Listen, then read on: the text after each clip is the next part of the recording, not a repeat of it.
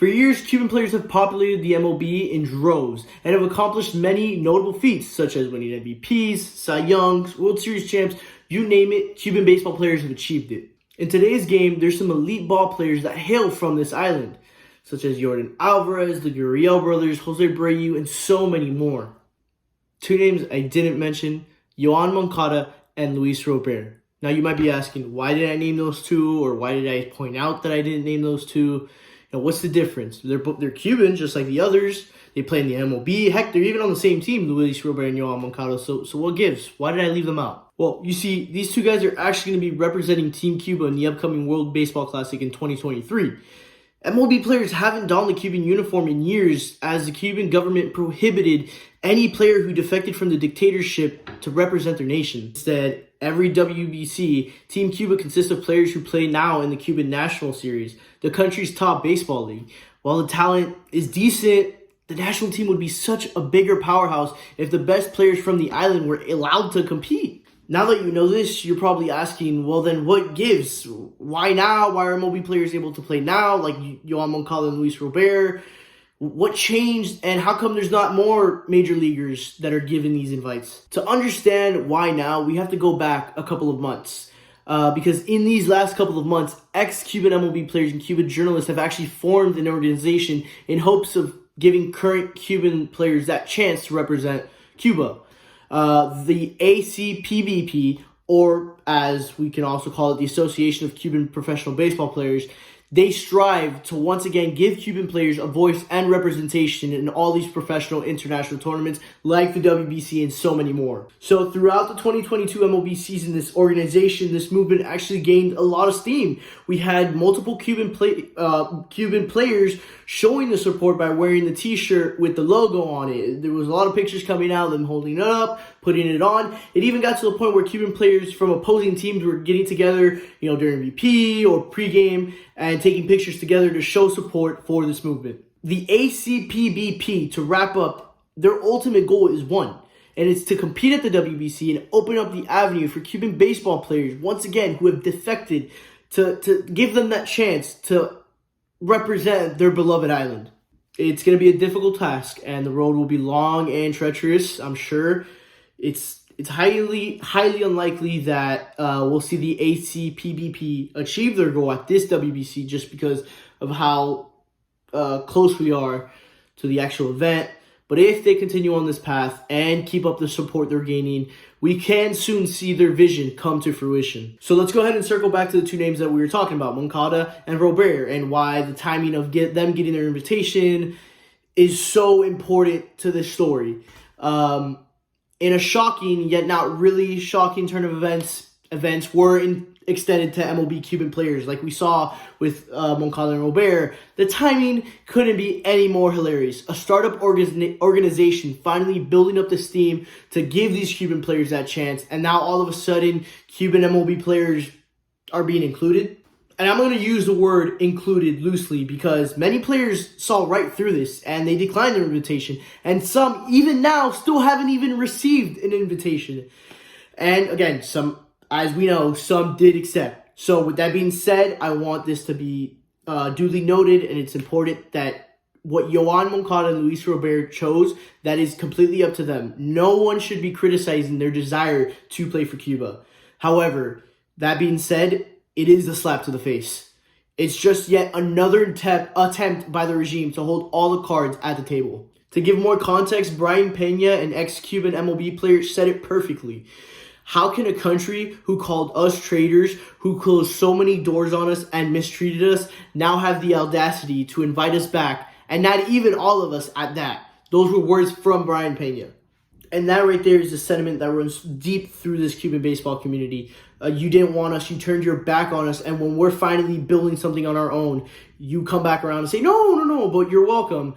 So the ACPBP, all they wanted were Cubans to represent Cuba, their nation.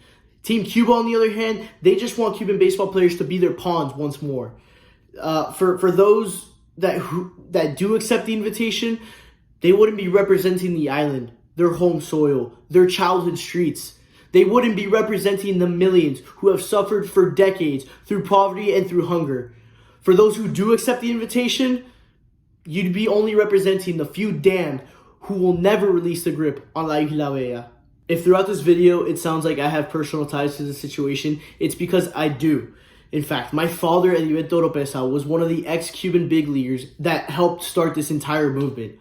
Because all my life, I've heard the stories. I've heard the trials and tribulations that my father had to endure to play the game that he loved.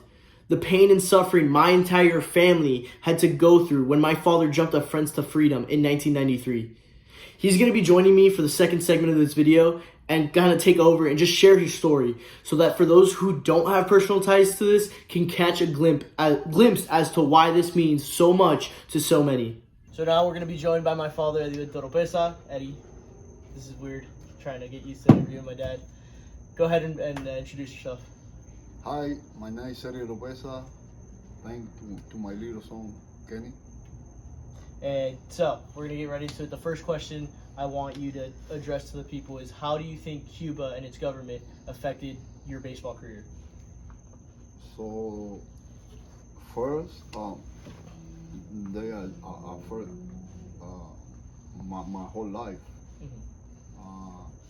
the life of millions Cuban people, because when the Castro took the power in 1959, they throw away everything that's going on back in Cuba and before 1959, include the professional baseball.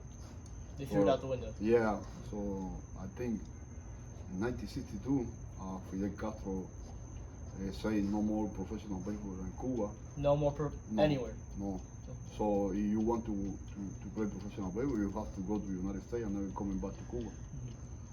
Many people, include probably Hall of Fame like Tony Perez, Mini Miñosos, other really good baseball players. Those were the guys that left in 1962. Yeah. Luis Tian, Camilo Pascual, and many others.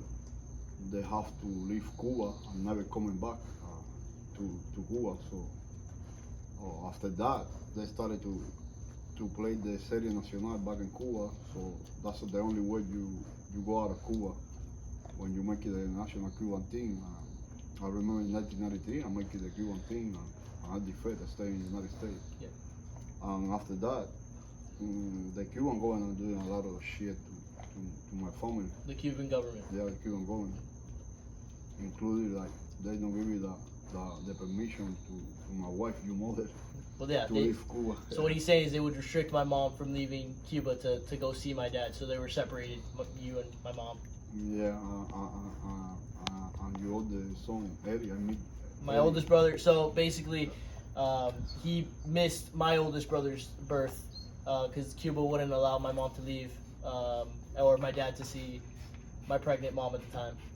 Yeah, so pretty much I felt my whole life on my family. So it's tough.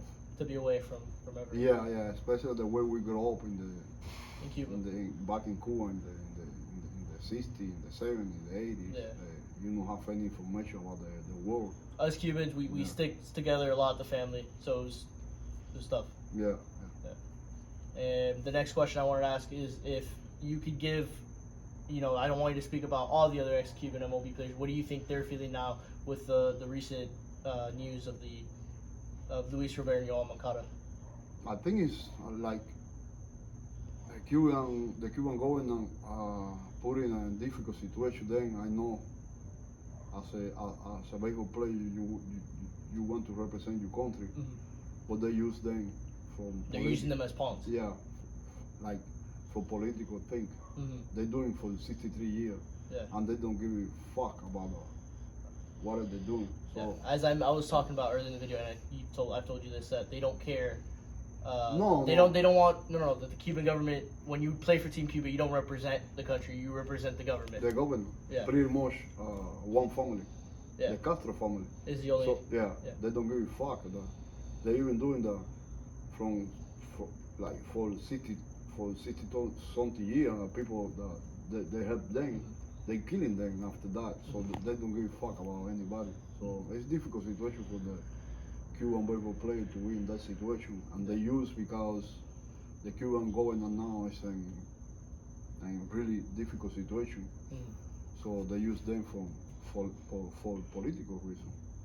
So I know you helped out with the ACP, BP to get Cuban players from the MLB to play in the World Baseball Classic. What do you think a world would look like if that was allowed to happen? We see where it's going to happen, but like we have like some talk yesterday, and pretty much we like American soldiers.